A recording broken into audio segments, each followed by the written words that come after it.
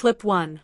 Angel Reese exploded in frustration as the Chicago skies spiraled into total chaos, and while her star continued to rise, so did the criticism surrounding her. Once a respected franchise, Chicago has now become a shadow of its former self, with many pointing to Reese as the reason behind the team's downfall. Clip 2. First came Teresa Weatherspoon, a legend forced to pack her bags and walk away as steroid allegations loomed over the franchise. Allegations so toxic they made her say, "Nope, not for me." And honestly, who could blame her? Nobody wants to stick around in the middle of that kind of chaos. Clip 3. And then there's Kennedy Carter, a rising star who saw the writing on the wall and decided the league just wasn't for her anymore. Angel Reese had the talent and the future ahead of her, but chasing a little extra cash turned those skills into dust. Chicago, once on top, has now crumbled under the weight of ego, drama, and bad decisions. Clip 4. Since Chicago's downfall, fans have felt a deep emptiness. The team that once inspired hope is now just a shadow of what it used to be, leaving everyone to wonder if that fire will ever return. And let's be honest, this is the moment supporters start scratching their heads, questioning if this chaos is destined to be part of Angel Reese's legacy. After all, why build a career on talent when you can have people talking about everything else instead? Clip 5.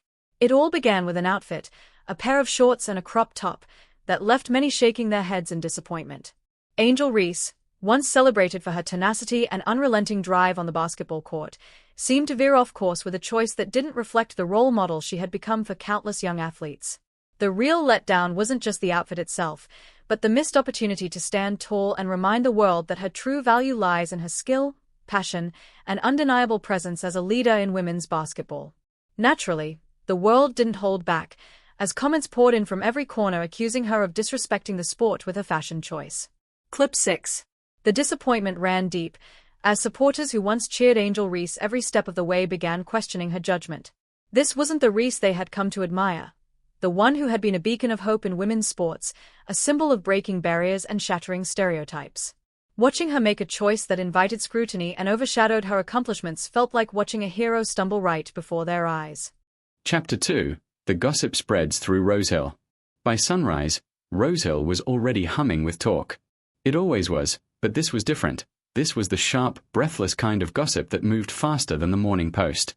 Before the church bell had struck 8, Mrs. Penfold had told Mrs. Hartley, who told Mr. Reeves at the grocer's, who passed it to Mrs. Bowden as she weighed out her butter. By the time Miss Marple stepped out of her cottage with her basket, the entire village knew that Miss Clara Dane had been found dead in her sitting room, and that a music box had been playing beside her body. "Terrible thing," said Mr. Reeves, polishing his counter as though tragedy was simply another kind of dust to be swept away. "They say she must have fainted. Poor thing. Heart trouble, maybe." Mrs. Bowden shook her head. "A faint, my foot. The doctor was called before dawn. He looked pale, Mr. Reeves." "Pale? That never happens with a faint." Miss Marple, who was choosing apples with unhurried precision, said nothing. But she noticed the way both of them leaned closer, lowering their voices as though death might overhear. "Inspector Graves has come over from Milchester," whispered Mrs. Bowden. "They're calling it suspicious circumstances." At that, Miss Marple's brows lifted ever so slightly. Suspicious circumstances in Rosehill. Now that was something one didn't hear every day. The narrow lane leading to the school cottage was still wet from last night's rain, its hedges dripping. A police motorcar stood out front, looking rather out of place among the dahlias and whitewashed fences. A few curious villagers lingered by the gate, pretending to admire the garden while hoping for a glimpse of drama. Miss Marple walked past them quietly. She didn't linger. She didn't need to. She already knew she'd hear everything before noon. And she was right.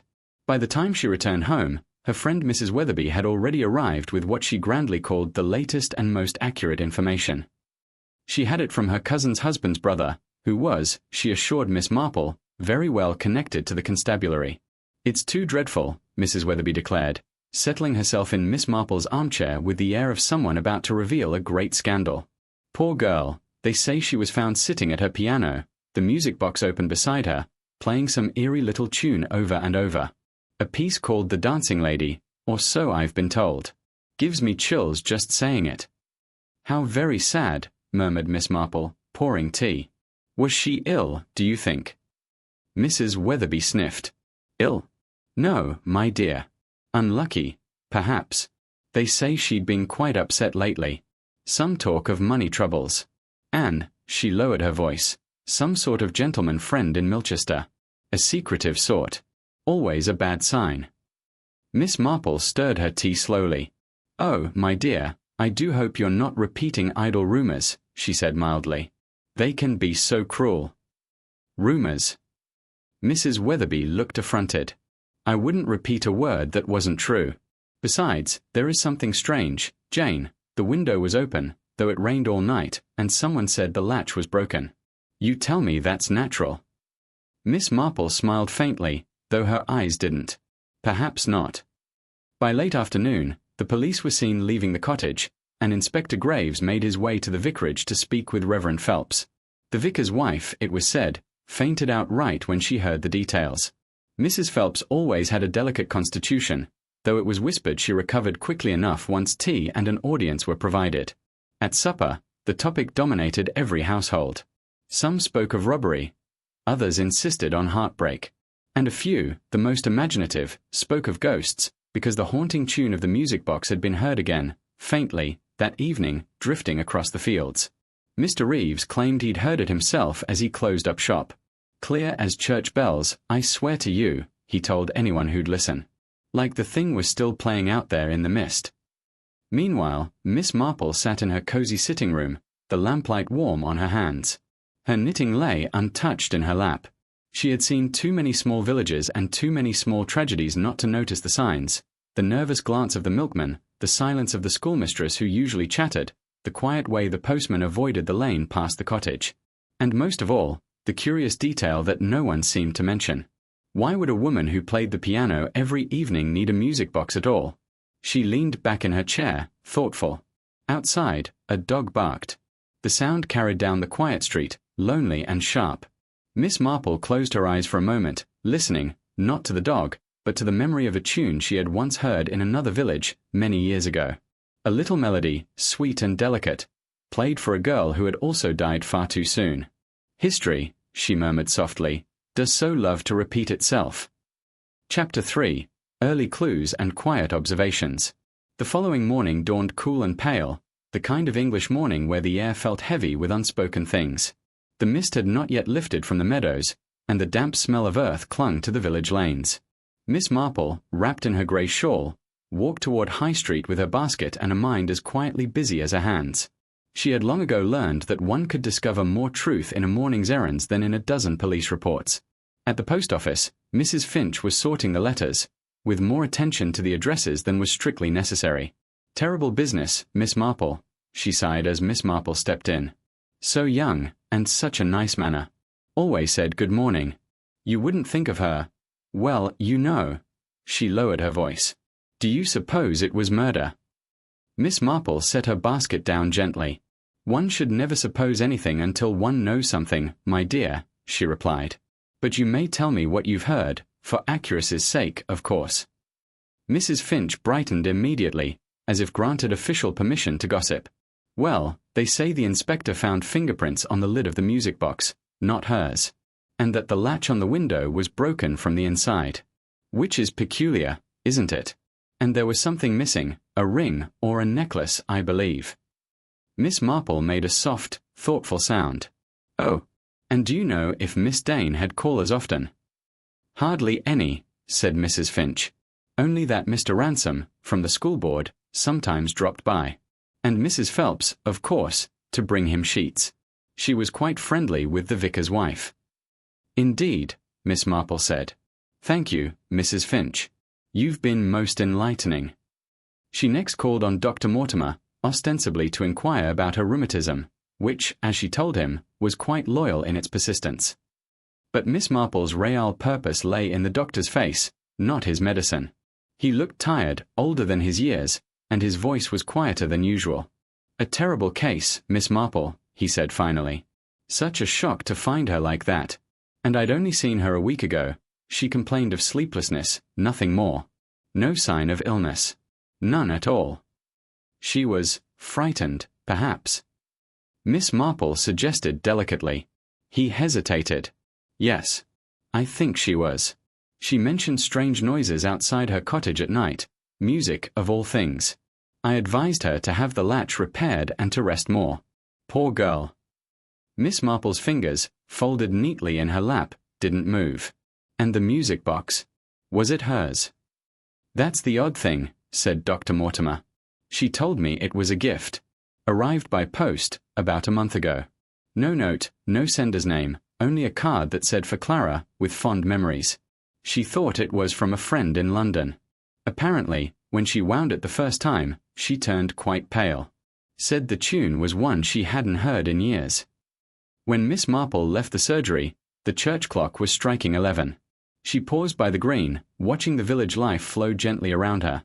Children in bright scarves, a farmer mending his fence, Mrs. Hartley bargaining fiercely for carrots. All so ordinary. And yet, behind that pleasant surface, there was always something else, a tension, a tremor in the air. Rosehill was beginning to look over its shoulder. The vicar's wife, Mrs. Phelps, passed by, offering Miss Marple a strained smile. "My dear Miss Marple," she began, in the brittle tone of someone trying to sound brave, "isn't it dreadful? Such a horrid thing, right in our midst.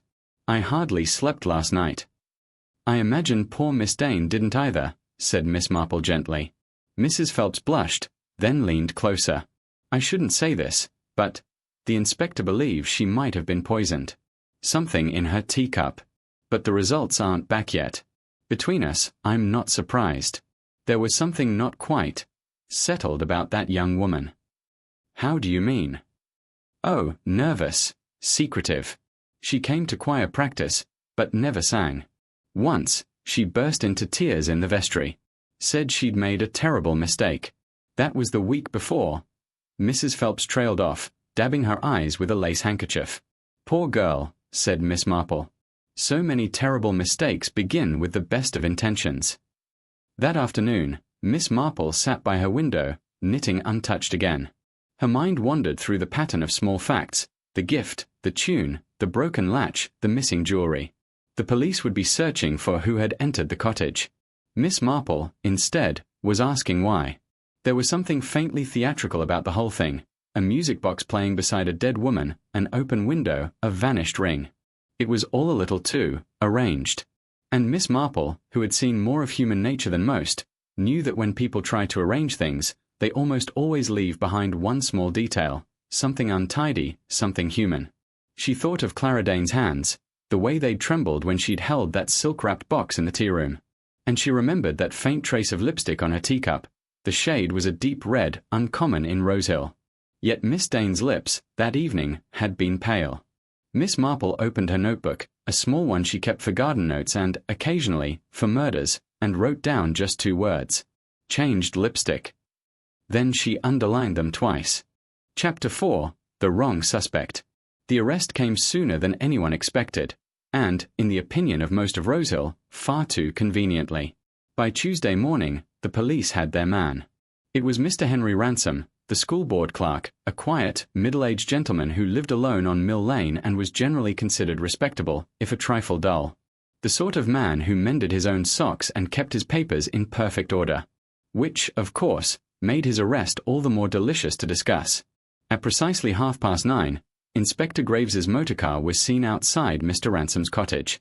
Within an hour, the news was everywhere, from Mrs. Finch at the post office to the butcher's boy, who galloped down the street with an expression of scandalous joy. By noon, the verdict of the village had already been delivered. Mr. Ransom was guilty. At the Old Bell tea rooms, the afternoon crowd buzzed like wasps in a jam jar. "Well, I always thought he looked shifty," declared Mrs. Hartley, leaning forward over her scone. "Those spectacles of his, like he was hiding behind them." "Nonsense," said Mrs. Penfold.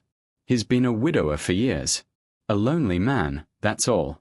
Still, they say he quarrelled with Miss Dane last week, loud enough for Mrs. Phelps to hear from across the hedge."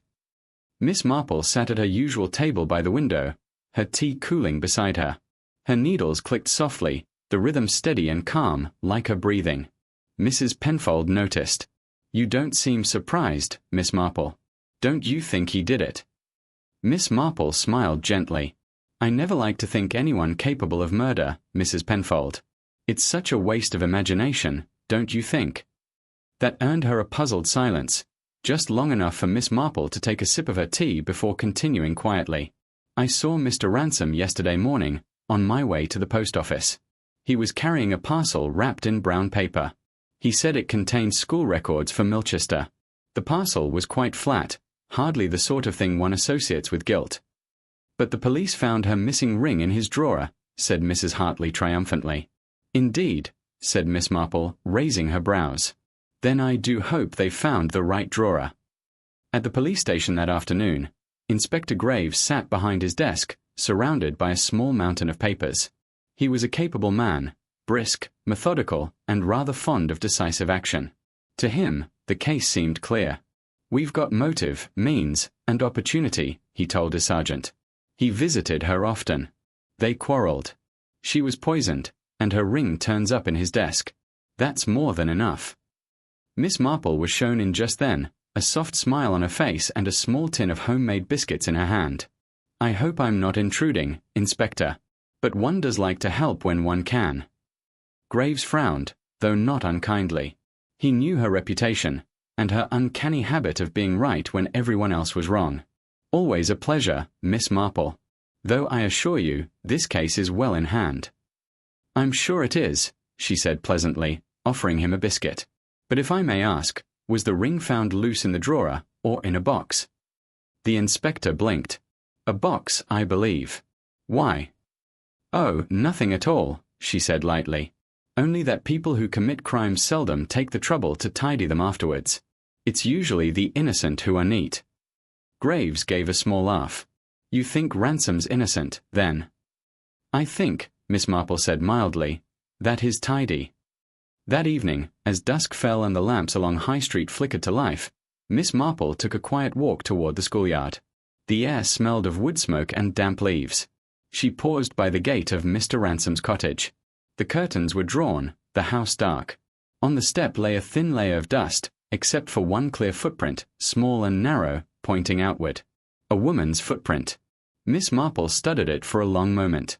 Then she noticed something else, a faint trace of glitter near the edge of the print, catching the lamplight.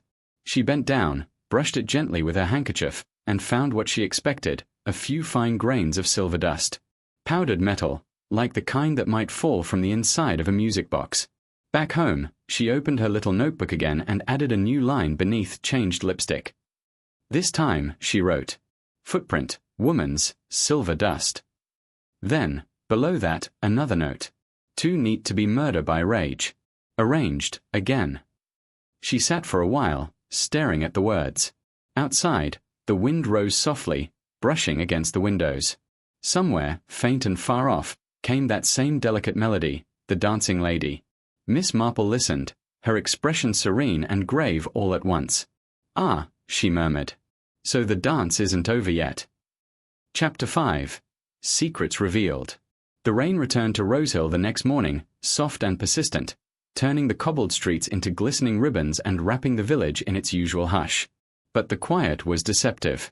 Beneath it, something restless stirred, whispers, doubts, and the slow unraveling of old pretenses. Miss Marple knew that when a murder entered a small village, it did more than take a life. It peeled back layers. The pleasant smiles, the polite visits, the tidy hedges, all the little comforts of English civility, began to crack. And when they cracked, things long hidden began to show through. At the old Bell, the talk had shifted from shock to speculation. Mrs. Bowden had taken to holding what she called luncheon discussions, which consisted mostly of tea, gossip, and dramatic sighs. I never trusted that Ransom man, she declared, stirring her tea with unnecessary vigor. Too proper, too quiet. Men like that store up resentment. It's the quiet ones you must watch, that's what my late husband always said. Mrs. Hartley leaned in. Oh, I don't know. I heard he was courting Miss Dane, or trying to. She turned him down, and he took it badly. That's not true, said Mrs. Penfold indignantly. He's been devoted to his late wife's memory for years. I think it's that woman who's to blame. Mrs. Weatherby told me she'd seen Miss Dane walking in the lane after dark. With a gentleman. And not from this village.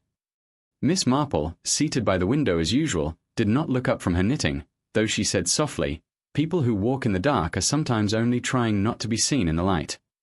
The table went quiet for a moment. Mrs. Bowden blinked. You mean she was hiding something?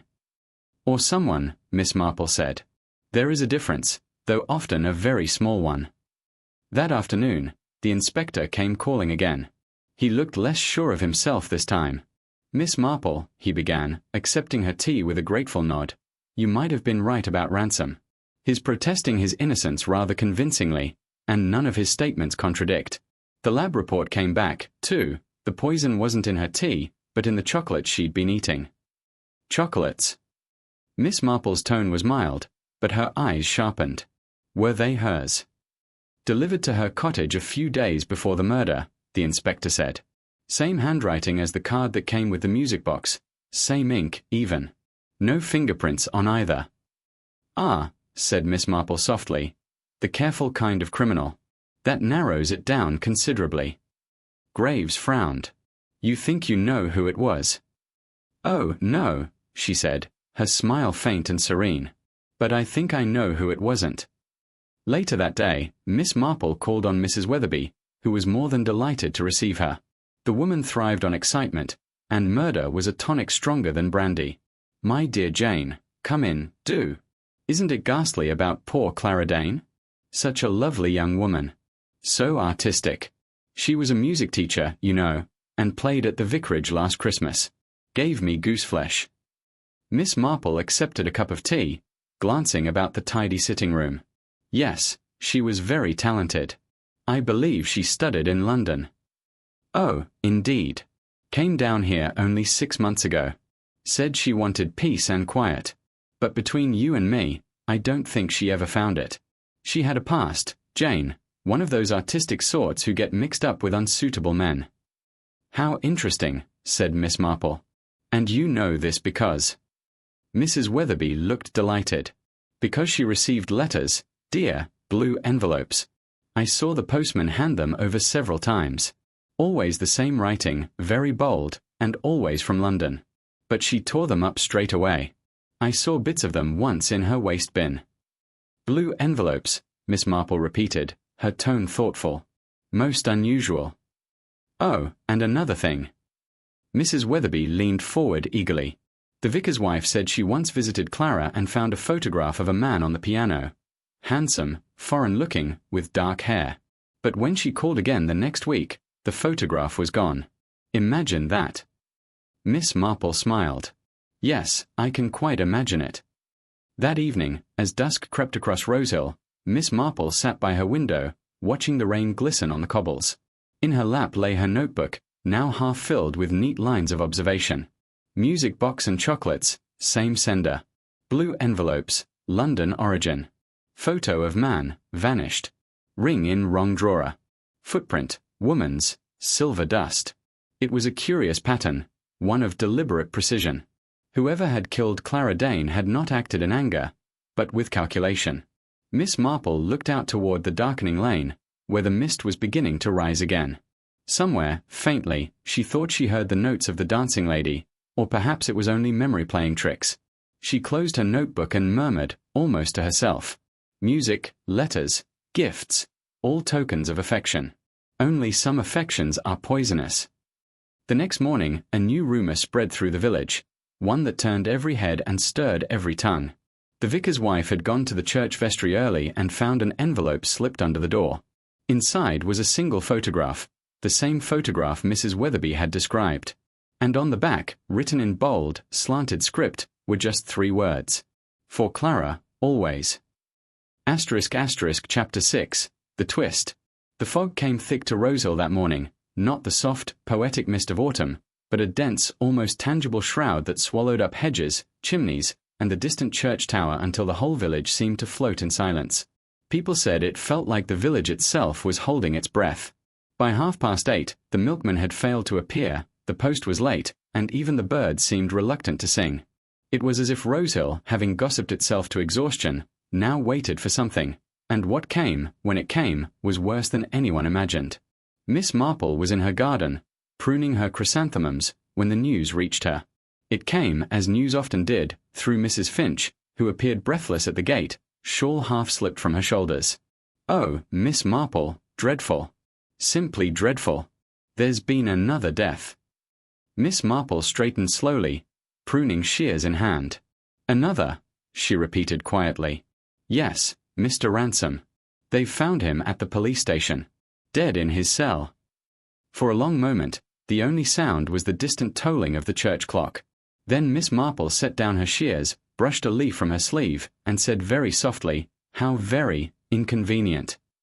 By mid-morning, the fog had thinned enough for the crowd to gather outside the station. The air buzzed with speculation, suicide, guilt, police neglect, divine punishment. Inspector Graves stood grim and tight-jawed on the steps, refusing to answer questions. Inside, the truth was even stranger. Mr. Ransom had been found slumped on the narrow bed, his spectacles on the floor, his face unnaturally pale. There was no note, no sign of struggle, and no trace of poison in the cup of tea he'd been given an hour earlier. But on the floor beside him, someone had placed a small folded piece of paper, and upon it, written in the same bold hand that had marked the photograph, were the words, "One dance ends. Another begins." The same melody, "The Dancing Lady," had been heard faintly through the open window just before dawn. By afternoon, the village had turned wild with talk. To half of Rosehill, it was proof of guilt. Ransom, unable to live with his conscience, had taken his own life. To the other half, it was proof of conspiracy, that he'd been silenced, and by the same hand that had killed Clara Dane. Mrs. Weatherby insisted she'd seen a figure moving through the fog near the churchyard just before sunrise. A woman, I tell you, wearing a dark cloak. Mrs. Hartley swore she heard carriage wheels, though no carriage had been seen in months. And Mrs. Penfold declared she dreamt of music and voices, which, though not strictly evidence, made for a splendid retelling over tea. Inspector Graves, exhausted and perplexed, came to Miss Marple that evening, hat in hand. "I don't mind telling you, Miss Marple, this business has gone beyond me. First the girl, now Ransom. The evidence is slipping through my fingers like water. Whoever's behind this, they're clever, careful, cold." Miss Marple poured him a cup of tea and offered him the seat near the fire. "Cold, yes," she said softly, "but not emotionless. A person who plans so carefully does not do so from indifference. They do it because they care in the wrong way." He frowned. "You think it's someone she knew?" "I think it's someone who wanted to be known," said Miss Marple. "The music box, the chocolates, the notes, they're all messages. A performance of memory. Each act is a scene. Inspector, the killer doesn't simply remove life, they arrange it." Graves stared at her. "Arrange it?" "Yes," said Miss Marple, stirring her tea. "Like a dance."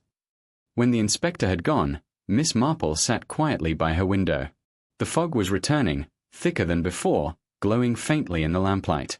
She reached for her notebook and wrote slowly, her small, neat handwriting steady despite the chill in the air. "Another death. Silence equals warning. Note, same hand, same message style. Ransom innocent. Pattern theatrical. Personal. Music equals signal." She paused, then added one more line beneath the rest. "Who benefits from two deaths, both tied to Clara?" As she set down her pen, a faint strain of music drifted in through the window. Barely audible, a tinkling waltz that faded as quickly as it came. Miss Marple rose, crossed to the window, and drew the curtain aside. The fog swirled beyond the lamplight, thick and white, hiding everything but the outline of the old church spire. She whispered almost tenderly, "You poor, foolish soul. You think the dance is yours to lead, but you've already missed a step." Chapter 7. The Final Test. The following days in Rosehill were marked by an uneasy calm, the kind that settles only after too much excitement, when people try to persuade themselves that life can simply go on. But Miss Marple knew better. Murders do not end neatly with arrests or burials. They linger, like perfume in an empty room, like the echo of a tune you cannot forget. And now there were two deaths, Clara Dane and Henry Ransom, both threaded together by a song. The police were baffled, the villagers restless, and Miss Marple quietly certain that the story was far from over. That afternoon, she called on Inspector Graves at the vicarage, where he was taking statements. The vicar's wife had fainted twice and recovered both times in time to offer tea. "Thank you for seeing me," Miss Marple said gently, removing her gloves. "I thought perhaps we might talk about human nature for a moment." The inspector gave her a weary smile. "If you can explain it, Miss Marple, I'll make you chief constable myself." She smiled. Oh, I wouldn't dream of explaining it. But I do understand its smaller habits. You see, people who kill out of greed or jealousy are careless. They act once and hope to forget. But those who kill out of emotion, love especially, are tidy. They need to arrange their crimes beautifully. They want them to mean something. Graves frowned. You think this one's about love? I think, she said softly, it's about memory. Someone wanted Clara Dane to remember, and when she could not, or would not, they decided she must never forget again. The inspector leaned forward. You're saying she knew her killer? Oh yes, said Miss Marple, eyes glinting faintly. She knew them very well indeed. After leaving the vicarage, Miss Marple took a slow walk through Rosehill. The fog had lifted, and the afternoon sunlight fell pale and gold over the thatched roofs. Life was returning, but the village eyes still turned toward her, hopeful and curious. She passed the schoolhouse, the post office, the empty cottage where Clara Dane had lived. The windows were shuttered, but she could feel the stillness inside, as though the air itself remembered what had happened. Near the gate, she paused. Something glimmered faintly among the wet leaves. Bending down, she picked it up, a small brooch, shaped like a silver rose. The clasp was bent, as if torn loose. She turned it over in her gloved hand, then smiled ever so slightly. A rose, like Rosehill. And on the back, faintly engraved, E.D. Miss Marple's eyes softened. How curious, she murmured. The initials of Evelyn Dane, Clara's mother. Or perhaps, someone else entirely. That evening, she invited Mrs. Weatherby, Mrs. Hartley, and Mrs. Penfold for tea, a deliberate choice. The three women together represented the entire social pulse of the village: curiosity, vanity, and talk. Miss Marple understood that to set a trap, one must first set the stage. Oh, my dears, she began, as she poured the tea. It's all such a dreadful muddle, isn't it? But I do believe I've begun to see how the pieces fit together. Poor Miss Dane, so young, so foolish, and such a tragic end. Mrs. Weatherby leaned forward at once. You don't mean to say you know who did it? Oh, I wouldn't presume, said Miss Marple modestly. But I have reason to think the murderer will show themselves again, and soon. How exciting. Mrs. Hartley gasped. Whatever makes you say that? Miss Marple's tone was serene, her expression mild. Because people who crave attention, my dear, always return to watch their own handiwork admired. The words hung in the air a moment, delicate but sharp, and just as Miss Marple intended, they fluttered from mouth to mouth the next morning, spreading through Rosehill like dandelion seeds on the wind. By Thursday, the entire village knew that Miss Marple had made a discovery, though no one knew what. Inspector Graves was amused when she appeared at the station later that day. You've started quite the storm, he said, shaking his head. Everyone in Rosehill's trying to guess your suspect. Oh good, she said. I was rather counting on that. Graves blinked. You mean you wanted the rumors? Of course, said Miss Marple calmly. People behave most honestly when they think they're being clever. If our murderer believes someone else is about to be accused, they'll grow confident. Careless. Perhaps they'll even celebrate. She handed him a slip of paper. On it was written a single line. Saturday evening, Vicarage Hall, the choir rehearsal. Graves frowned. You want to confront them there? Oh no, said Miss Marple, smiling faintly. I only want to invite them to perform. Saturday evening came clear and moonlit, the air crisp with early frost. The Vicarage Hall glowed with lamplight, full of chatter and nervous laughter. The choir had gathered, or so they thought, for a memorial hymn practice in honor of poor Miss Dane. Miss Marple sat near the back, quiet as a shadow. Inspector Graves stood by the door, pretending to check him sheets. When the clock struck 7, Mrs. Phelps began to play the piano, the dancing lady. Every head turned in surprise. The vicar's wife looked confused. Why, that's not in the hymnal. The music faltered, then stopped. Mrs. Phelps's hands trembled on the keys. Her face had gone white as paper. Miss Marple rose slowly. Dear me, she said gently. You do play it beautifully, Mrs. Phelps. I imagine you've known that tune for years. The silence that followed was colder than the night outside. I don't know what you mean, Mrs. Phelps stammered. I only... Miss Marple's eyes were kind, almost pitying. Of course you do, my dear. It was your song, wasn't it? The one you and your former pupil, Clara Dane, played together in Milchester, before she came here. Before she took something, or someone, that once belonged to you. The woman's hand slipped from the keys. The room seemed to tilt. Miss Marple stepped closer, her voice still soft. The music box was yours, too. A gift you once received, and sent again, as a reminder. The chocolates, the photograph, all those tokens of affection you could not bear to see her discard. Mrs. Phelps swayed, her lips parting, and the inspector moved forward, but Miss Marple raised a hand. No, Inspector. Let her speak. There was a long, trembling pause. Then, with a faint sob, Mrs. Phelps whispered, she promised she'd stay. She said she'd never leave me.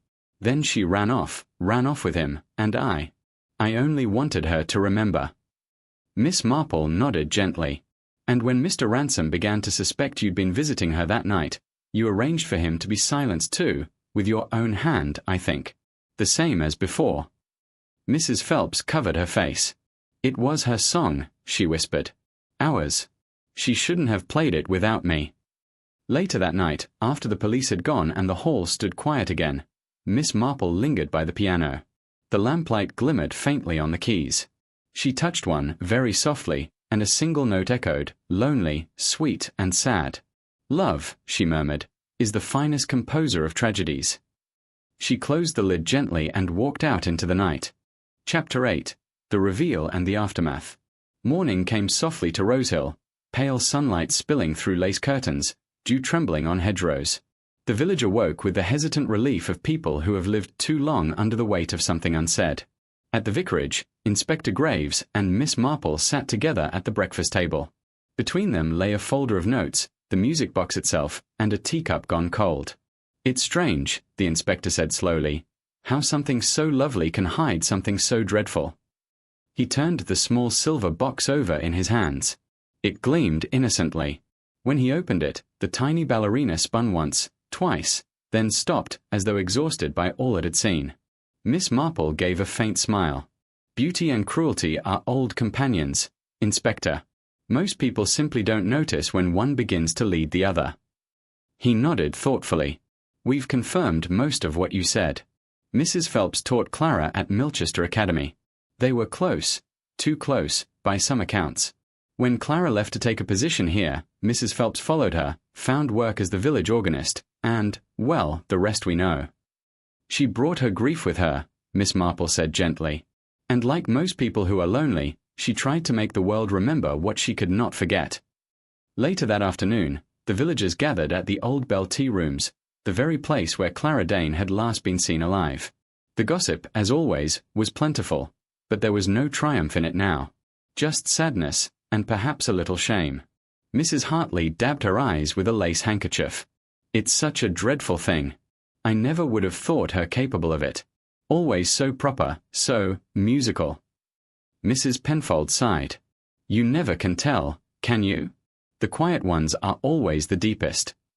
Miss Marple listened quietly from her corner table, her teacup steaming gently in her hands. She wasn't fond of gossip, but she understood it. It was, in its own way, how villages heal. Talking made people feel safe again, even if they spoke of dangerous things. That evening, Miss Marple was invited to dine with the vicar and his wife. The vicar, a kindly man with nervous spectacles, thanked her profusely.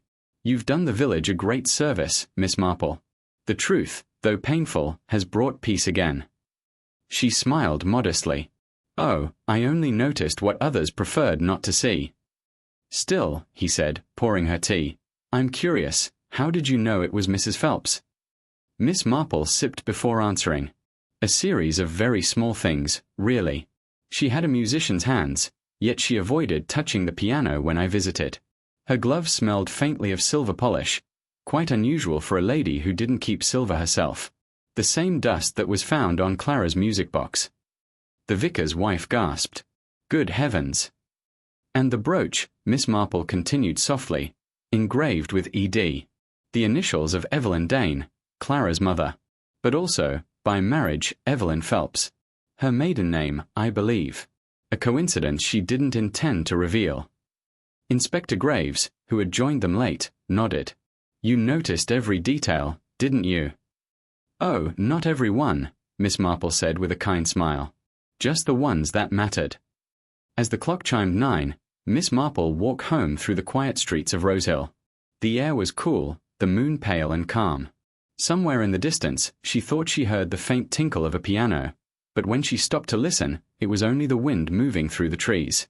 Outside her cottage, she paused to admire her rosebushes, glistening with dew.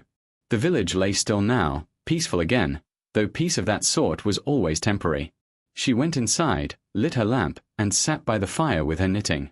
The needles clicked softly, a rhythm of calm after chaos. Her thoughts drifted, as they often did, toward the strange patterns of human hearts.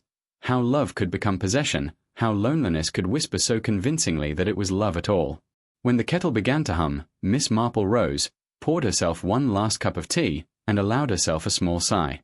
"Music," she murmured, "can charm the soul or trap it forever." Then she smiled, the faint, knowing smile of one who has seen too much and still chooses gentleness. Outside, the night deepened. And somewhere, perhaps far away, a forgotten music box gave one final, trembling note, and fell silent. Miss Marple and the Shadow on the Clock Tower. Chapter 9. The Whisper in the Dust. Elmsworth had grown restless again. The fog had lifted days ago, yet an invisible heaviness seemed to hang over the village, as if the clock tower itself had drawn a long breath and refused to let it go. Miss Marple sensed it wherever she went, the halted conversations as she passed, the nervous glances toward the tower, the faint ring of the bell that everyone swore they'd heard at midnight though none could prove it. Inspector Graves had come and gone twice since the last discovery, the hidden chamber within the tower's base, the broken bell rope, and the curious footprints on the dust-covered floor.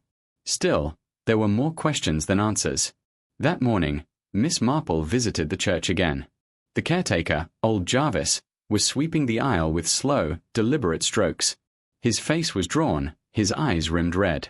"Terrible business, he muttered, lowering his broom. "They say the dead don't rest easy under that bell. I told Mr. Linton not to go up there alone." "You were close to him?" she asked gently. Jarvis shrugged. Close enough to see he was frightened, though he'd never admit it. Kept looking at the tower as if it were keeping score.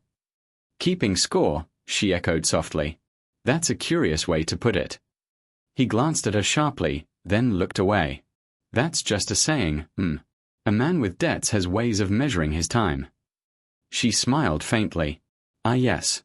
And debts are very patient creatures. They wait until the clock strikes, don't they?" Jarvis didn't answer. Later, in the vestry, Miss Marple examined the bell rope herself. It had been repaired since the incident, but near the join, she noticed faint red-brown smudges, almost invisible against the hemp. She touched them lightly with her gloved hand. "Rust," said the curate, watching her. Miss Marple shook her head. "No, dear. Not rust. Old blood, I rather think, rubbed thin by time and handling. Someone tried to clean it, but the fibers remember." The curate went pale. That evening, she dined with Mrs. Edgecombe, who was full of news.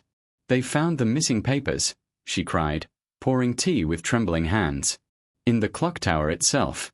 Stuffed behind the gears. Oh, Jane, can you imagine such deceit?" Miss Marple stirred her tea thoughtfully. "Indeed.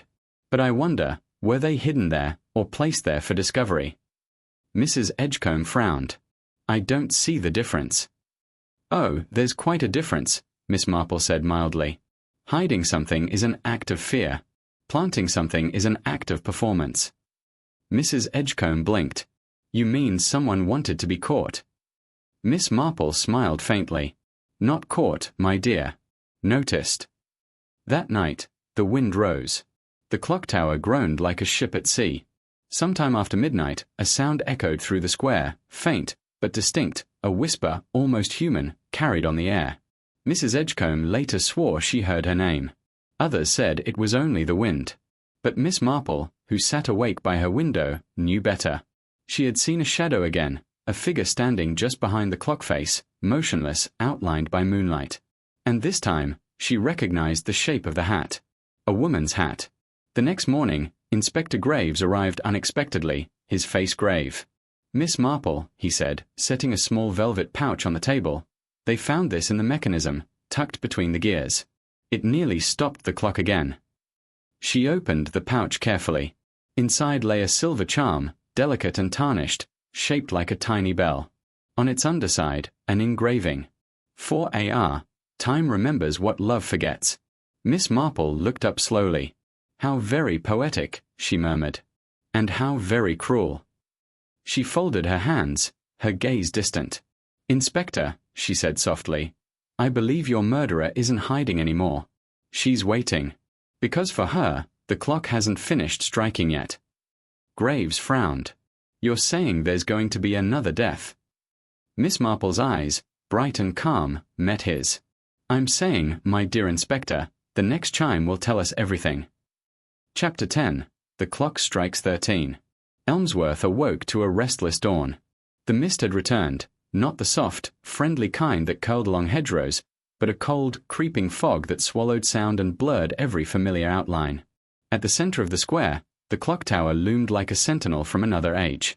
Its hands stood frozen at 12. But those who had heard the chime at midnight swore it had struck 13 times. No one wanted to go near it now. No one, except Miss Marple. She arrived with her walking stick, a small handbag, and that expression of gentle, polite curiosity that always seemed to make policemen nervous. Inspector Graves met her by the church gate, collar turned up against the damp. You shouldn't be here, Miss Marple, he muttered. We've cordoned it off. Yes, Inspector, she said mildly, but if a clock strikes 13, don't you think it's only polite to ask why? He sighed, gesturing her inside. The interior of the tower smelled of oil and dust. Ropes hung like dead vines, and the iron stairs spiraled upward into shadow. A faint metallic ticking echoed from somewhere above, out of rhythm, uneven, like a heart skipping beats. At the base of the mechanism lay the velvet pouch, now empty. Miss Marple bent to examine it again. Did you have the charm analyzed? Graves nodded. Silver, Victorian, mid-1880s. The initials AR belonged to Alice Radford, the schoolteacher who disappeared 40 years ago. Her fiancé built this tower in her memory. Miss Marple's expression softened. And now the same initials appear in the modern papers found hidden inside. The past has a way of chiming again, doesn't it? As they climbed, the stairs groaned underfoot. Halfway up, Graves stopped suddenly. Look here. On the wall beside them, someone had scrawled in chalk. When the bell forgets to ring, remember me. Miss Marple traced the words lightly with her gloved fingers. Not written recently, she murmured. See how the dust has settled into the letters. Perhaps 20 years at least. But why now? Graves demanded. Why all this noise, these deaths, these messages? Miss Marple didn't answer. Instead, she listened, not to him, but to the tower. There was a faint, rhythmic creak, somewhere above, and then a flutter, like cloth brushing metal. She began to climb faster. At the top platform, the fog pressed against the clock face like a living thing.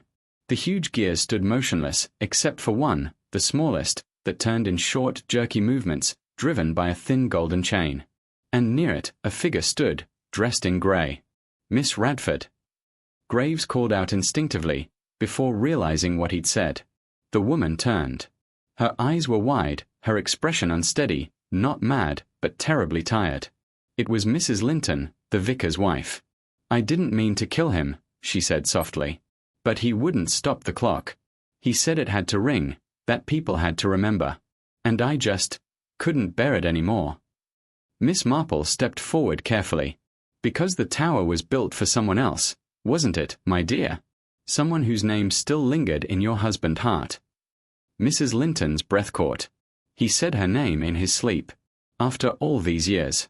Alice Radford. The woman in the storybooks. The perfect ghost I could never compete with. And the charm? Miss Marple asked. She found it in his desk. Said it was a reminder of their love. I only meant to throw it away, but he followed me here, and then. Her voice broke. He fell. Graves took a cautious step forward. You tried to make it look like suicide. Mrs. Linton shook her head. No. I tried to make it look like fate. The clock was supposed to stop. But it didn't. It rang 13 times instead, as if mocking me. Miss Marple looked up at the massive bell. Perhaps not mocking, dear. perhaps warning.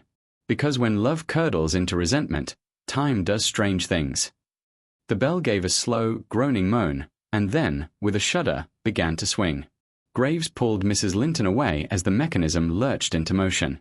The tower came alive with sound, deafening, relentless. 13 strokes that rolled across the village, echoing through every narrow lane.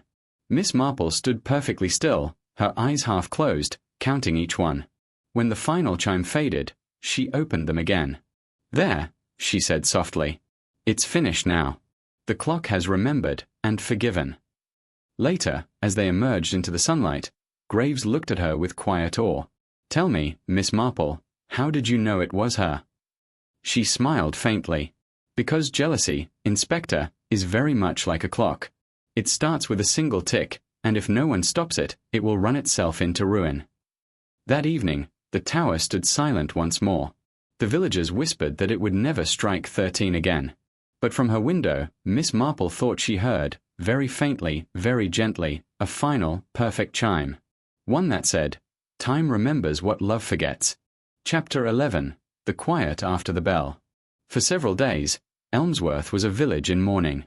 The sound of the clock tower's final 13 chimes lingered in everyone's minds like an echo that refused to fade.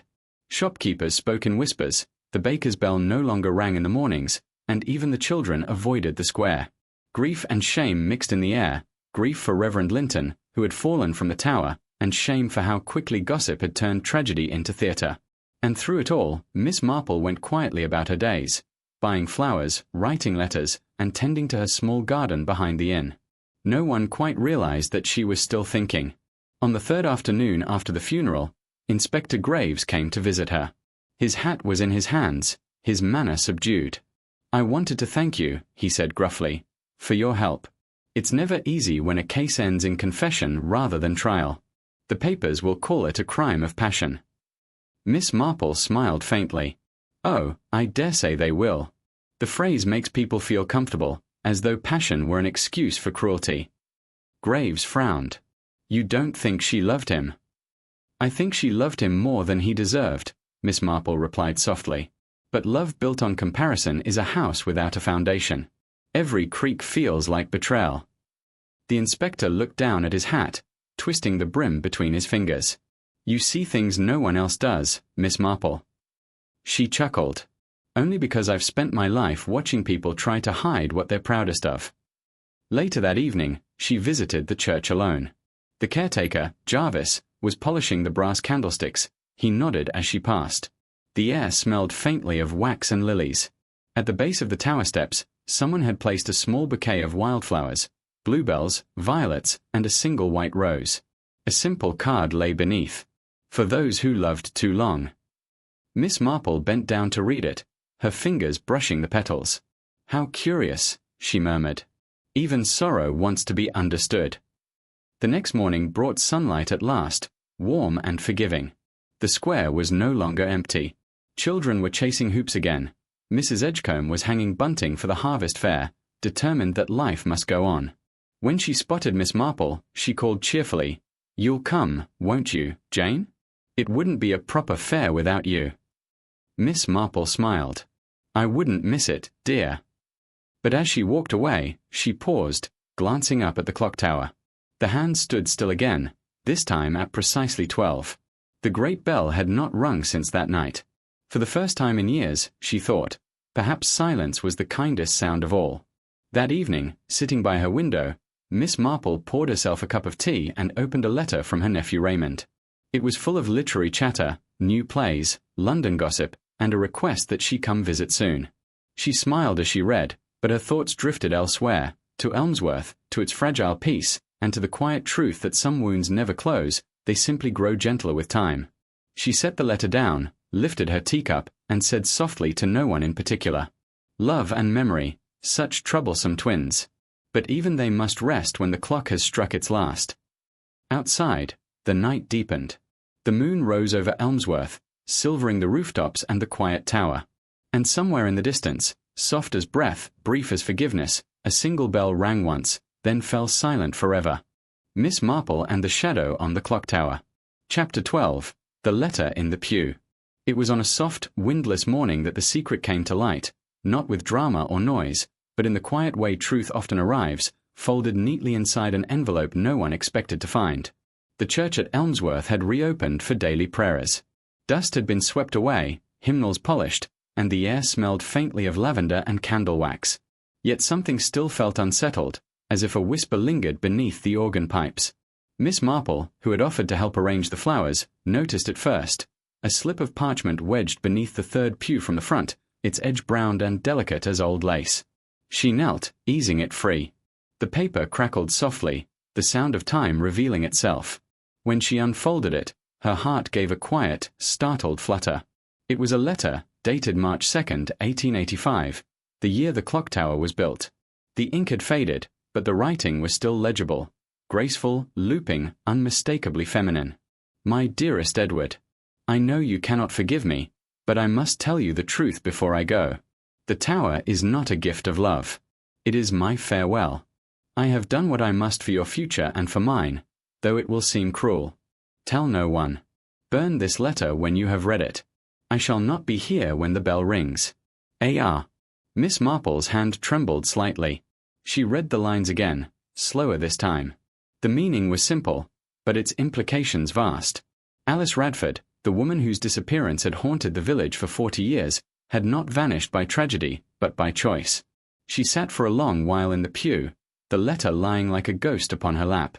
When Inspector Graves arrived, summoned by Jarvis, who had noticed the discovery, he listened in silence, arms crossed. So she left him, he said finally. After all that talk of eternal love, she left. Yes, Miss Marple said quietly. And in doing so, she left behind something far heavier than grief, legend. A myth of perfect devotion that chained the living to the dead. Graves frowned. You think the vicar knew? I think he did, she replied. And I think his wife knew too, even if she never admitted it aloud. Love can feel another's ghost long before it sees it.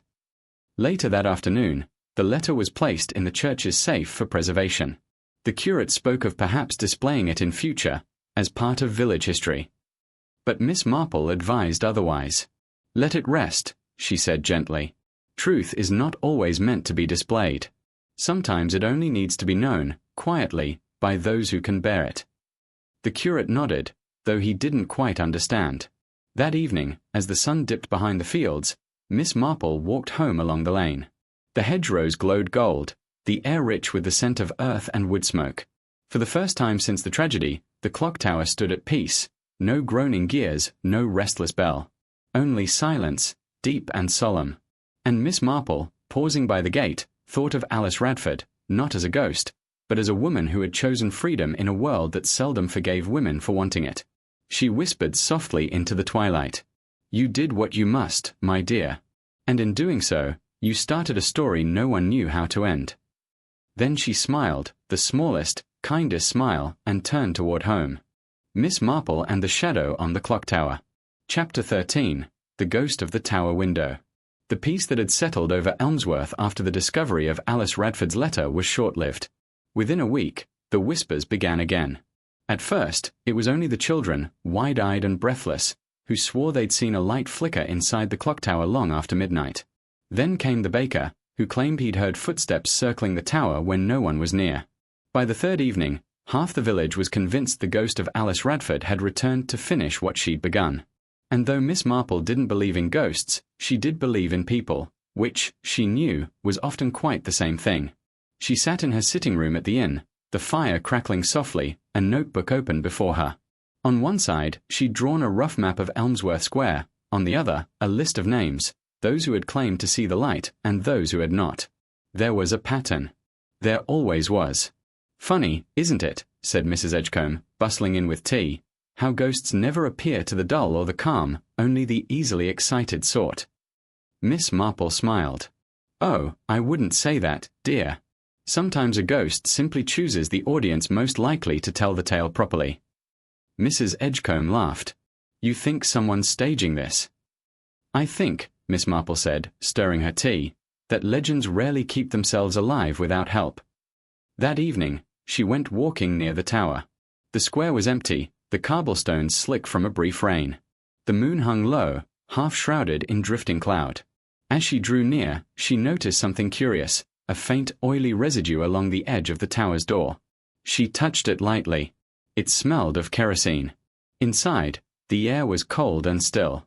Dust lay thick, but there were fresh footprints near the stairs, small ones, light, perhaps belonging to a woman or a youth. She climbed carefully, her lantern low. Halfway up, she stopped. A thin wire, nearly invisible, stretched across the step.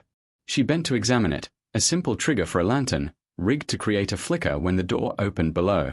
Miss Marple's lips pursed in quiet satisfaction. "Ah," she whispered. "So our ghost has a stagehand." She found the lantern itself wedged in a recess near the upper window, the one facing the village.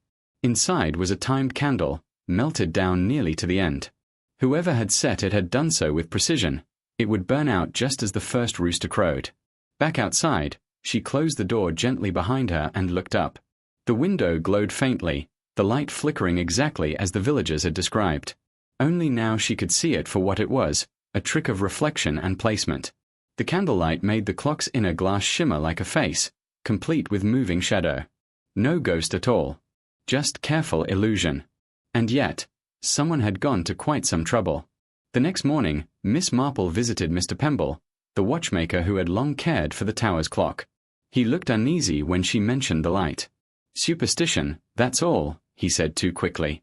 "Villagers see what they wish to see." She regarded him gently. "Indeed. But tell me, Mr. Pemble, why did you purchase kerosene and wick cloth from the supply shop last Thursday?"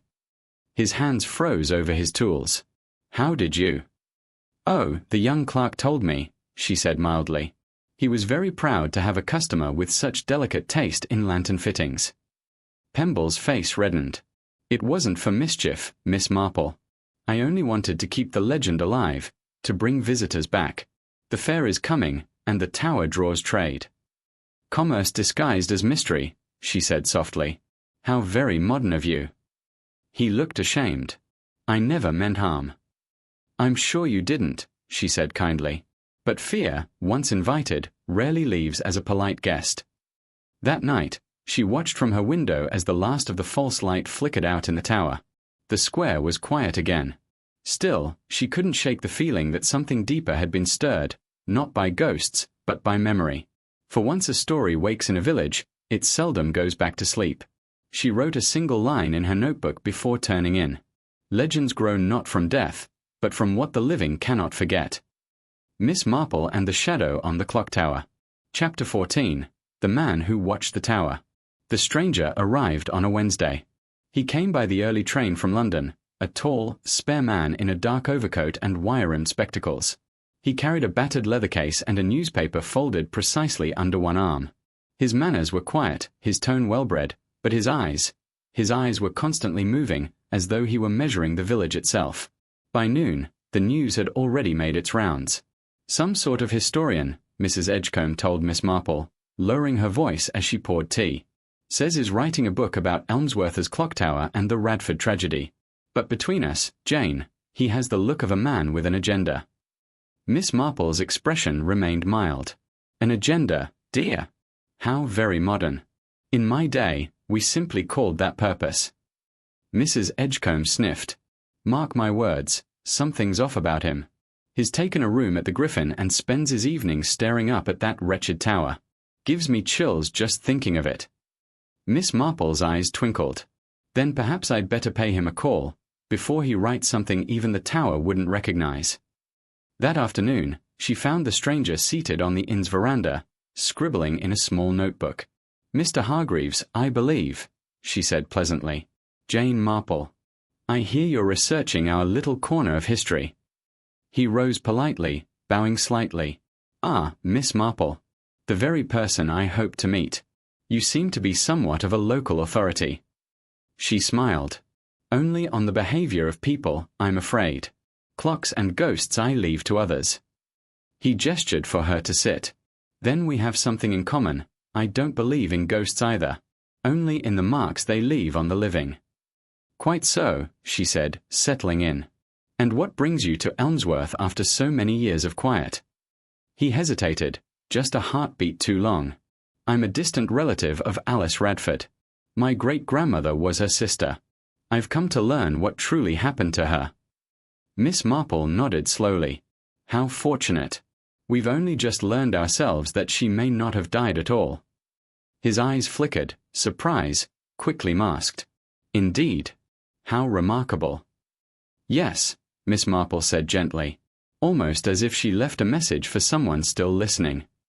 Over the next few days, Mr. Hargreaves became a familiar sight in Elmsworth. He spent long hours at the church, sketching the tower from various angles, and often lingered at the old vicarage grounds. But what caught Miss Marple's attention most was his interest in the safe, the one where the Radford letter had been placed. She noticed him speaking with the curate, offering historical advice on how best to display village relics. He was polite, persuasive, almost charming. Yet there was something oddly hurried about him, a man racing time rather than studying it. When she asked the curate casually about the encounter, he said, "Oh yes, Mr. Hargreaves seems most knowledgeable." He even offered to help restore the old Radford documents, said he had connections with the British Library. Miss Marple's smile didn't reach her eyes. How generous. Though I do wonder, why does a man who restores things also carry a knife for opening letters? The curate blinked. A knife? Yes, she said mildly. I noticed it when he turned a page too quickly at tea. An old habit, perhaps. Or a useful one. That evening, the square was hushed again. A light rain pattered against the windows. Miss Marple sat by her lamp, knitting set aside, her mind turning. If Mr. Hargreaves truly was who he claimed to be, why the secrecy? Why the quick glances at the tower each dusk? And why, when no one watched, did he always face east, toward the small graveyard beyond the church wall? She decided to see for herself. At midnight, wrapped in her shawl, Miss Marple walked the narrow lane that curved behind the church. The tower loomed above, pale in the moonlight. And there he was, Mr. Hargreaves, standing by the iron fence, a lantern in one hand, his case open beside him. He wasn't sketching. He was digging. A small patch of earth, freshly disturbed, marked the ground before him. Miss Marple's breath caught, not from fear, but from recognition. He wasn't searching for history. He was recovering it. At dawn, the villagers would find the churchyard locked and the stranger gone, his room at the Griffin emptied, his bill unpaid. But Miss Marple, who had followed him far enough to see what he carried away in the dark, a narrow wooden box, wrapped in oilcloth and marked AR, knew the truth. Whatever Alice Radford had left behind, it was never meant to be found. And now, once again, time had been disturbed. Miss Marple and the Shadow on the Clock Tower. Chapter 15. The Box Beneath the Yew Tree. By morning, Elmsworth was abuzz once again. The stranger's disappearance had set tongues wagging. Every villager had a theory. Some swore he'd been a fraud. Others claimed he'd unearthed treasure and fled before dawn. A few insisted, in hushed tones, that Alice Radford herself had called him away. Miss Marple said nothing. She merely took her tea as usual, her knitting basket beside her, her eyes bright and watchful. By the time Inspector Graves arrived, mud on his boots, temper short and patience shorter, she already knew half of what he would say. They found the grave disturbed. He began without greeting. Behind the church, under the yew tree nearest the wall. Not a proper grave, mind you, more like a buried chest. Empty now. Yes, said Miss Marple softly. I thought as much. He stared at her. You saw him? Only from a distance, she admitted. Mr. Hargreaves, if that was his real name, had a lantern and a small spade. He worked with the care of someone who already knew where to dig. Graves frowned. And you didn't stop him. She smiled faintly. My dear Inspector, at my age, rushing at men in churchyards would hardly improve the situation. Better to let him show me what he wanted. He sighed. And what was that, in your estimation? Miss Marple folded her hands. Proof. They went together to the churchyard later that afternoon. The fog had begun to roll in again, soft and grey. Beneath the yew tree, the ground was torn open, a narrow trench of dark, damp soil. Graves crouched to examine it. Too small for a coffin, he muttered. More like a strongbox. Miss Marple knelt beside him, brushing at the edges with her handkerchief. Yes. And look here, splinters of oak, a trace of wax sealant. Whatever was here was meant to last. He straightened. If he's fled with it, he can't have gone far. We'll wire the stations, alert the ports. But Miss Marple shook her head. No, Inspector. He'll not leave England. Not yet. Men who dig up the past don't run from it. They wait for the world to listen. That evening, she sat by her fire, thinking. Her mind turned over the pieces like clockwork gears. The forged charm. The false lights in the tower. The sudden arrival of a so-called descendant. The missing box marked AR. One thought returned, quiet but insistent. What would Alice Radford have buried that must never be found? It was near midnight when the answer came, not as a flash of inspiration, but as a whisper from memory. She rose, wrapped her shawl tighter, and opened a small wooden chest beneath her window seat. Inside lay the copy she had made of the letter, the one the curate had locked away. She read it again, slowly, her eyes narrowing. Tell no one. Burn this letter when you have read it. I shall not be here when the bell rings. Burn this letter. But why burn it, unless another letter existed, one that contradicted it? The next morning, she sent a note to Inspector Graves. Come to the tower at dusk. Bring the church key, and patience. When he arrived, puzzled but obedient, she was already waiting by the stairwell. Do you recall, she said, the first discovery, the velvet pouch lodged in the gears? There was something else that puzzled me then.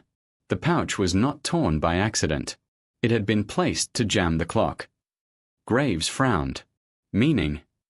Meaning that Alice Radford's farewell was only half a message, Miss Marple said softly. The rest was hidden here. She led him up to the belfry, where the air smelled of dust and oil. Behind one of the old gear casings, she pried loose a rusted plate, and from within, pulled a small roll of parchment, sealed with wax so brittle it broke at her touch. Graves held his lantern close as she unrolled it. The writing inside was delicate but clear, the same hand as before. Edward, they will not let us marry. My family forbids it. I leave the village for your sake. The child will be born far from here, and no one must know. One day, when the clock strikes 13, our secret will return to you. Miss Marple looked up, her face grave. Not a ghost story at all, Inspector. A child, hidden, and perhaps a descendant who finally came to claim what he believed was his birthright. Graves let out a long breath. So Hargreaves wasn't lying. He really was her kin. Oh yes, Miss Marple said quietly, but not as distant as he claimed. He frowned. You mean? I mean, she said, that his name is not Hargreaves at all. It's Edward Radford, the grandson of the child she spoke of, come to find the proof his family buried with their shame. Outside, the clock tower groaned in the wind. The hour struck, 12 deep, solemn chimes. And though no one else noticed, Miss Marple counted softly under her breath. 1, 2, 3. When the final note faded, she whispered to herself, 13. Because some promises, and some sins, echo longer than time itself. Miss Marple and the Shadow on the Clock Tower. Chapter 16. The Name in the Parish Ledger. The morning after the discovery in the belfry dawned grey and windless, the kind of day when sound carried strangely far across Elmsworth. Miss Marple rose earlier than usual, her thoughts already several steps ahead of breakfast. There were threads now, real threads, and she meant to follow each one to where it was tied. She dressed neatly, in her dove-grey coat and soft felt hat, and walked to St. Mark's Church. The curate, Mr. Biddle, was just unlocking the vestry when he saw her approach. Good heavens, Miss Marple, you'll be catching cold out in this chill. Oh, I rather like the air this morning, she said mildly. And I hope to trouble you for a look at the parish ledgers, if it's not too much bother. He blinked. The ledgers? From which period, may I ask? Just after the turn of the century, said Miss Marple. Around 1901, perhaps '02. The Radford family records, if you please. Inside, the air smelled of Polish and candle soot. The vestry was small but orderly, a place where dust dared not linger long. Mr. Biddle fetched the heavy volumes from a locked cabinet and placed them on the oak table. Such meticulous handwriting, Miss Marple murmured, running a finger over the careful script. Births, baptisms, marriages, all lined up in orderly ink. But she knew the order was only a surface. Beneath it, there were always omissions, gaps, little silences that told their own truths. She turned the pages slowly until she found the familiar name. Radford, Alice Margaret. Baptized June 7, 1878. Ah, she breathed. Here we are. But as she turned another page, her brows drew together. Between the years 1902 and 1903, an entire section had been torn out, neatly, precisely, as though with a razor. Curious, she said softly. Mr. Biddle peered over her shoulder. Yes. I hadn't noticed that before. Miss Marple gave him a gentle smile. You wouldn't, my dear. One rarely sees what one does not expect. She requested the duplicate ledger, the secondary copy kept at the parsonage. It was in worse shape, faded ink, brittle paper, but still legible. There she found what she sought. Radford, Edward, born April 19, 1903. Mother, Alice Margaret Radford.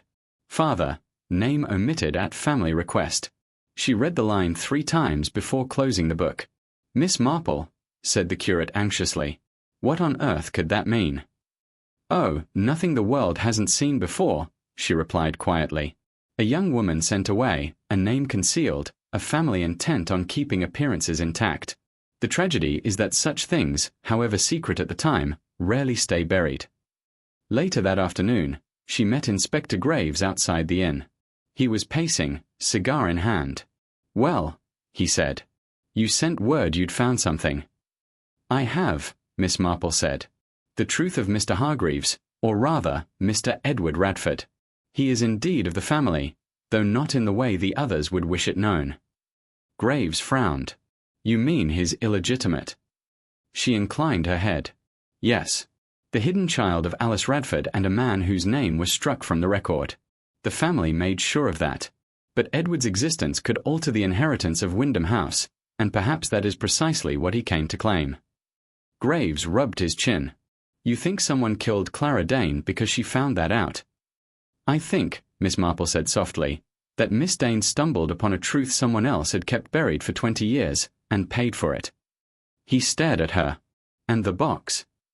She smiled faintly. If I'm not mistaken, that little chest held more than letters. It held proof. Perhaps a ring, a certificate, something binding enough to threaten the current heir. Graves exhaled. And who would that be? Miss Marple's eyes drifted to the tower rising beyond the rooftops. Why, Inspector, the same gentleman who so generously funded the restoration of that clock tower. Mr. Henry Radford, Alice's nephew, and Edward's cousin. A man with much to lose, and more to hide. That night, Miss Marple sat once again by her fire, listening to the wind push at the windows. On her lap lay the copy of the birth entry, neatly folded. She could feel, faintly, the weight of the past pressing through the paper, the kind of sorrow that seeps through generations. Poor child, she murmured. Poor Alice. Outside, the church clock struck 9. But to Miss Marple's ear, the sound carried something else beneath it, a faint, metallic scraping, like a gear being forced against its will. She rose, went to the window, and looked out. Far across the square, a single light glowed behind the shuttered windows of Wyndham House.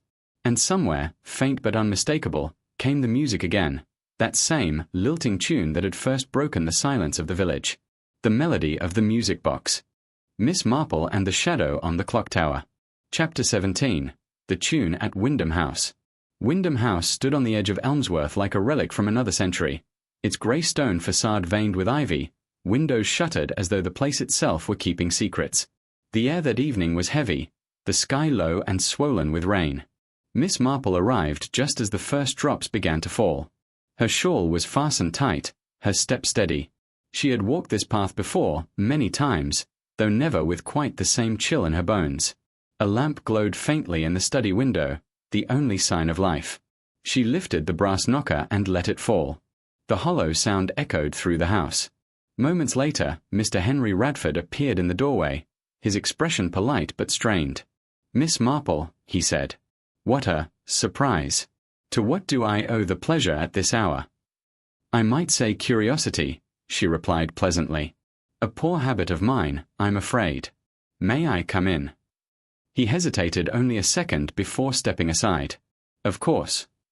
The study was just as she remembered it from village gatherings, a cavern of books and shadow, the air faintly scented with cigar smoke. A fire crackled, but not enough to warm the corners. On the desk stood a small object of carved walnut and brass. A music box. Miss Marple's eyes lingered on it. "How charming," she murmured. "It plays beautifully, I hear. Though some might say its tune has grown rather mournful of late." Henry smiled thinly. "You mean the gossip? Someone playing tricks with old legends and clocks?" "Perhaps," she said, lowering herself into a chair. "Or perhaps not." He poured her tea, hand steady, though his voice betrayed a slight tremor. "Really, Miss Marple, if this is about that dreadful business with the young woman, Miss Dane, was it? I assure you, I barely knew her." "Oh, I'm sure you didn't wish to," Miss Marple said softly. "But she knew something about you. Or rather, about the house." He looked up sharply. "The house?" "Yes. The past it holds. And the person who has every reason to silence it." For a moment, the only sound was the rain against the window. Then the music box began to play, on its own, as though touched by invisible fingers. The melody wavered, then steadied, a delicate waltz, trembling and sorrowful. Henry's face went pale. "It's been doing that all week," he said tightly. "I've no idea why." "Perhaps," Miss Marple said, "because someone wound it. Perhaps because it wishes to be heard." She leaned forward slightly, her voice gentle but precise. "Mr. Radford, the man calling himself Hargreaves was not an impostor. He is your cousin, the grandson of Alice Radford. You must have known, when he appeared, that his claim was genuine." Henry's jaw tightened. He was a fortune hunter, nothing more. My solicitor looked into it. No proof of birth, no papers. "Ah," said Miss Marple. "But there were papers. You had them in your possession for some time. A small oak box, sealed with wax. You took it from him the night he vanished." He stood abruptly. "That's absurd." "Is it?" she asked mildly. "Because the ground beneath the yew tree was disturbed, and yet the box was never found. I believe you removed it, destroyed what was inside, and when Miss Dane stumbled upon the truth, you silenced her as well." For a long moment, he said nothing. The fire cracked softly. The rain grew louder. Then Henry Radford laughed, low, bitter. "You have a gift for melodrama, Miss Marple. A remarkable imagination." "Perhaps," she said, rising, "though it's an imagination often confirmed by reality. And one more thing, if I may." She moved toward the desk, touching the edge of the music box. "This belonged to Alice Radford, didn't it? A gift from the man she loved, the man your family forbade her to marry." He didn't answer. She opened the lid. The tune began again, faint, delicate, but unmistakable. Beneath the mechanism, something glinted. Miss Marple reached in carefully and lifted out a thin, tarnished key, its handle engraved with the initials AR. Henry's composure faltered. "Where did you—" "Oh," she said gently. "It was here all along. You might have noticed it, had you truly looked. But people who bury the past rarely look too closely at what's beneath their own hands." At that moment, a voice sounded from the doorway. "Inspector Graves," Henry said tightly. "I see you've brought company." Graves stepped into the light, hat dripping from the rain. "Evening, Mr. Radford. I believe you, and I need a word about a missing man and a young woman who died rather too soon." Henry's face hardened. "You have no proof." Miss Marple smiled faintly. "Oh, but we do. The ledger, the letter, and the key, each one playing its part. Just like this music box. You see, Mr. Radford, secrets are rather like melodies. However often you try to silence them, they always find their way back to the surface." The music box wound down with a final, trembling note. Outside, thunder rolled across the downs. Henry Radford's voice, when he finally spoke, was quiet, almost weary. "So it ends," he said, as she promised it would, when the clock struck 13. And Miss Marple, watching him closely, murmured, "Yes. But the hour's been waiting a very long time." Miss Marple and the Shadow on the Clock Tower. Chapter 18. The Confession in the Rain. The storm came down in earnest that night, sheets of cold rain beating against the panes of Wyndham House, wind rattling the old shutters as if the ghosts of the Radfords themselves had come home to watch what unfolded. Inside, in the flickering light of the fire, Inspector Graves stood across from Henry Radford, who had ceased pretending calm. His face was pale, his eyes shadowed, his hands trembling slightly as he poured himself another brandy that went untouched. Miss Marple, composed as ever, sat in a straight-back chair near the hearth, knitting resting idly on her lap, her gaze fixed on Henry as though she were studying the pattern of a tapestry she already understood. "You have nothing concrete," Henry said finally, his voice low but edged with desperation. "You have gossip, old papers, and the word of a senile old woman with a flair for melodrama." Inspector Graves took a step closer. "And a dead woman, Mr. Radford. Don't forget that part. Clara Dane was frightened, that much is certain. She tried to meet with your cousin before he vanished. We have the note she wrote him." Henry's mouth twitched. A foolish girl meddling in things she couldn't possibly understand. Miss Marple's tone was gentle, but it carried through the room like a thread of steel. Oh, I think she understood rather well. She knew the tune of the music box came from the very room where she gave piano lessons, your study, Mr. Radford. She realized that the melody wasn't haunting her at all. It was warning her. A flash of lightning illuminated the shelves, the portraits of long-dead Radfords glaring down in silent judgment. Graves unfolded a sheet of paper from his coat pocket. This was found in Miss Dane's lodgings. Half-burned, but legible. It's a note from Edward Radford, confirming a meeting with her at 9 o'clock, the night she died. Henry didn't look at it. Coincidence. "Perhaps," said Miss Marple, "but the curious thing about coincidences is how rarely they remain so once the full picture is seen." She rose and walked slowly toward the window, her voice soft but unwavering. Edward Radford came to reclaim his grandmother's legacy. He thought the proof was buried under the yew tree, and it was. You discovered that proof first, destroyed it, and when he confronted you, there was a struggle. He left the village believing he'd escaped suspicion, but Clara Dane knew too much. She had seen you, quite by chance, near the church that night. Henry's silence was its own confession. The fire popped sharply. "You confronted her," Miss Marple continued. "Perhaps to frighten her, perhaps to reason with her. But the rain came down, the lane was slick, and one push was all it took. A fall, a cry, a body at the foot of the hill." Inspector Graves moved to the desk, resting one hand on the music box.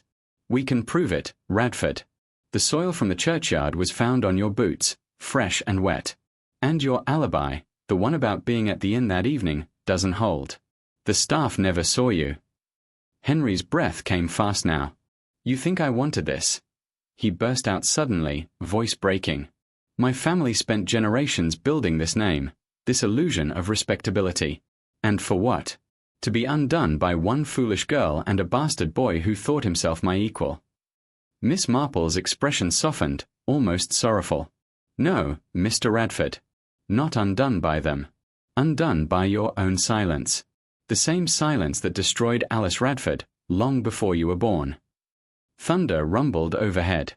Henry sank into the chair behind his desk, head in his hands. For a long time, there was only the rain and the ticking of the mantel clock. When he finally spoke again, it was with the dull resignation of a man who had been waiting for this moment his whole life. "She used to play it," he whispered, looking at the music box. "My grandmother. My mother said she'd sit for hours, winding it again and again, as if she were waiting for someone to return." Miss Marple nodded. "Love leaves echoes, Mr. Radford. So does guilt." He looked up at her then, not defiant, but defeated. She said the clock would strike 13 when the truth came out. "I suppose it finally has." "Yes," said Miss Marple softly. "And it was overdue." Inspector Graves gave the signal, and the constable waiting outside stepped forward. Henry did not resist as he was led to the door. When they were gone, Graves turned to Miss Marple. "You always make it sound so simple, don't you?" She smiled faintly. "Most crimes are simple, Inspector. It's people who are complicated." He chuckled tiredly. "You know, for someone who claims to be retired, you've got a habit of making my work redundant." "I only tidy up," she said, gathering her knitting. "You're the one who has to do the heavy lifting." The rain eased as she left Wyndham House. The air smelled of wet earth and smoke. From the tower across the square, the clock began to strike midnight, slow, solemn, echoing through the mist. Miss Marple paused at the gate, listening. 1, 2, 3, 4, 5, 6, 7, 8, 9, 10, 11, 12. Then, after a pause, a soft, broken 13th chime. Miss Marple smiled faintly to herself. "Rest easy, my dear Alice," she whispered.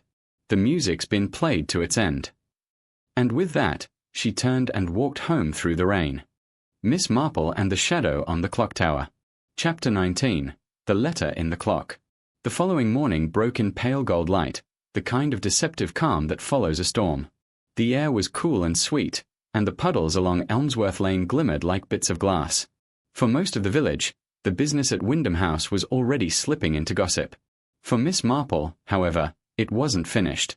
She had learned, over many years, that endings rarely behave as neatly as people wish them to. There was still one loose thread, and she could feel it tugging at her. That thread was the clock tower. She arrived at St. Mark's just after dawn, when the village was still stirring. The church stood solemn and quiet, its stones darkened by the previous night's rain. Inside, the scent of beeswax and old books lingered, mingled with the faint iron tang of the bell rope. The curate, Mr. Biddle, looked up in mild alarm as she entered. Miss Marple.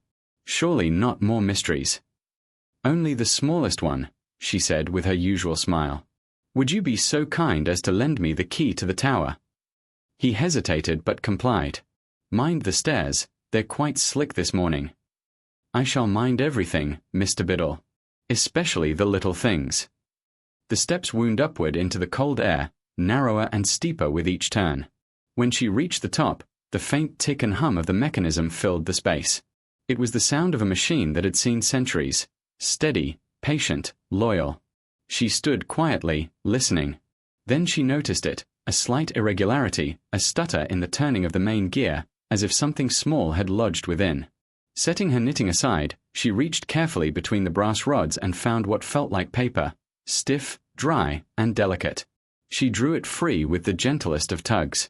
It was a folded letter, its edges yellowed, its wax seal crumbled to dust. On the outside, faint but still visible, were the initials. A.R. Miss Marple unfolded it slowly, as if afraid the words might dissolve with the touch. The handwriting was slanted and precise, unmistakably the same as the earlier notes. "To whoever finds this. If my name has been spoken again, then my silence is ended.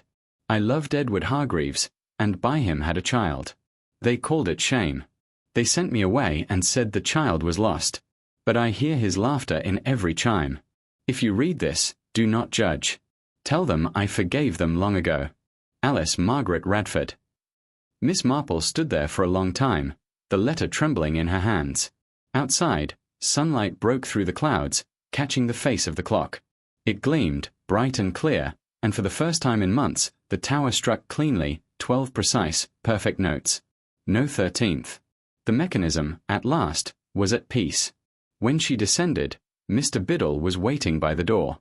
"Was it worth the climb?" he asked, curious. "Oh yes," she said softly, slipping the folded letter into her handbag. "More than worth it." He smiled. "Strange thing, that clock. It's been irregular for years, and yet this morning, perfectly timed."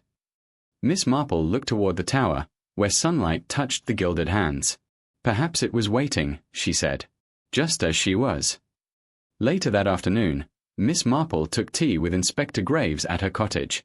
He was tired, soot-stained, and faintly embarrassed to be sitting on her chintz sofa. "You were right, as usual," he said, stirring his tea. "Radford's confession matches everything.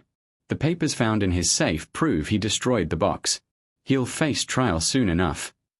She nodded. "Justice has many forms, Inspector. Sometimes it arrives in handcuffs. Sometimes it's just a letter, finally read." He gave her a curious look. "You mean the one you found this morning?" She smiled gently but didn't answer. When he left, she opened her window, letting the late afternoon breeze drift in. The sound of the repaired clock drifted faintly through the air, steady, confident, and right. Miss Marple sat with her tea cooling beside her and whispered to no one in particular. "Forgiveness, not vengeance. That's the tune, isn't it?" Outside, the wind shifted through the trees. And if one listened closely enough, one might have sworn that a faint melody, soft, sweet, and sorrowful, rose again from the distance. Not haunting, not warning, but thankful. Miss Marple and the Music Box Murder. Chapter 20. The Trial at Kingsbridge. The Assize Court at Kingsbridge was an austere, echoing building. stone pillars, high windows, and a ceiling that made every whispered word sound like judgment itself. By 9 o'clock that morning, the small courtroom was already full. Reporters from the county papers leaned forward with sharpened pencils. Villagers from Elmsworth had come on the early train, eager to see the man who had once been a figure of charity and respect, now standing behind the dock's iron rail. Harold Radford, the once dignified solicitor, looked shrunken within his dark suit. His hair had turned almost white in the weeks since his arrest. He stood very straight, but his hands trembled as the charges were read. Miss Marple sat quietly in the public gallery, a small, still figure in a pale grey shawl. She had not come for spectacle. She had come for understanding. The case that followed was, as Inspector Graves had said, airtight. The prosecution's narrative was devastating in its simplicity. Radford, upon discovering that Edward Hargreaves had unearthed his long-buried scandal, his sister Alice's confinement, her child's disappearance, the falsified death record, had acted in fear. When Hargreaves hinted he might expose the truth, Radford had arranged to meet him under the guise of reconciliation. In the study at Wyndham House, words had turned to violence. The broken music box, Alice's last possession, had been the trigger. When it played, Radford lost control. He struck Hargreaves, believing no one would connect him to the death. But fate, and Miss Marple's relentless eye, had other plans. The defense, however, attempted a quieter story. Radford's counsel spoke of years of guilt, of a man haunted by family disgrace, of an impulsive act rather than a planned murder. There was sympathy in the air, but not enough to undo the facts. When the music box was produced in court, restored to working order by a local craftsman, the melody filled the silent room. It was simple and sad, a lullaby of only 8 bars, but it made several of the jurors shift uneasily. To Miss Marple, sitting with folded hands, it sounded like forgiveness. Inspector Graves gave his testimony with crisp efficiency. He outlined the physical evidence, the witness statements, and Miss Marple's crucial observations: the unlatched garden gate, the misplaced cufflink, the smear of oil on the glove box latch. When asked about Miss Marple's involvement, he smiled faintly. "She sees what we miss," he said. "Because she listens when people talk, and she remembers how they talk." A ripple of quiet amusement passed through the courtroom. Miss Marple merely inclined her head, as though she were being complimented for baking rather than deduction. At last, the defendant was asked to speak. Radford's voice was low but steady. "I didn't mean to kill him," he said. "I meant only to silence him, for a little while. I thought if the past could stay buried, then my sister's shame could sleep too." He paused, his gaze fixed on the floor. "But it seems shame has a way of chiming, like that clock in the tower. It won't stop until someone listens." A murmur spread through the gallery. Even the judge's expression softened slightly. When the verdict came, guilty of manslaughter, it carried the solemnity of inevitability. Radford bowed his head, neither protesting nor weeping. He thanked the judge quietly and was led away through the side door, his footsteps echoing like fading notes from a broken tune. The crowd dispersed. The reporters hurried to file their stories. Miss Marple remained seated for a long while, her hands resting lightly on her lap. Then she rose, and as she passed the empty dock, she whispered almost kindly, "Some prisons are built long before the bars go up." Outside, the afternoon was bright, the air carrying the faint scent of lilacs. Inspector Graves caught up to her on the courthouse steps. "Well," he said, rubbing his hat brim, "that's the end of it, I suppose." Miss Marple smiled.